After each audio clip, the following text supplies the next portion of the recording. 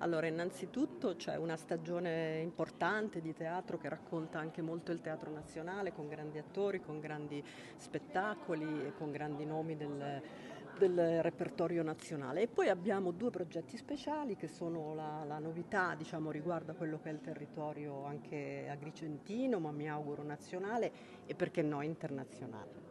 Ecco, la sua esperienza cosa la induce a portare nella nostra città? Ecco, quali sono le esperienze che intende portare e proporre grazie agli spettacoli che appunto porterà in scena?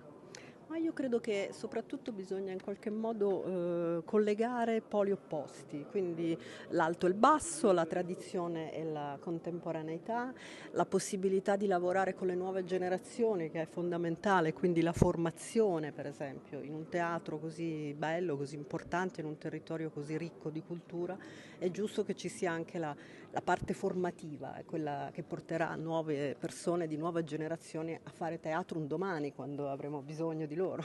Ecco, ha avuto modo di confrontarsi con il suo predecessore, Francesco Bellomo. Ecco, che cosa le ha raccontato di questa città?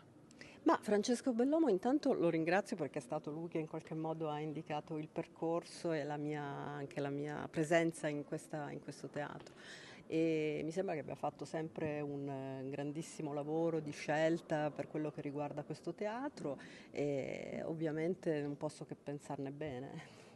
Lei non conosce il Teatro Pirandello, lo conosceva? Non lo In realtà conosceva? no, no, è la prima volta che sono ad Agrigento, diciamo da siciliana acquisita, perché poi in realtà la mia storia con la Sicilia dura da ormai 25 anni, quindi mi sento in qualche modo a casa sul territorio. Sicuramente per me Agrigento è una novità totale.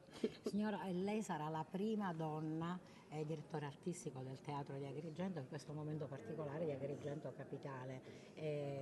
Cosa pensa, cosa sente? Beh, non posso che esserne felice, spero che come dire, la presenza femminile sarà molto più cospicua e questo perché è normale, perché le donne hanno questa creatività straordinaria ed è giusto in qualche modo che venga messa in scena in tutti i sensi. Come ripeto, capitale della cultura, per me Agrigento dovrebbe esserlo tout court, a prescindere dagli anni, perché ha un bacino di cultura esagerato, ha un nome tutelare che è un vero genio, uno dei tanti, ma in qualche modo ancora sottostimato genio italiano, che è Pirandello. Fuori dall'Italia Pirandello è ritenuto un genio totale, in Italia è come se fosse in qualche modo un po' messo in una bacheca. Io spero che riusciremo a tirarlo fuori da questa bacheca.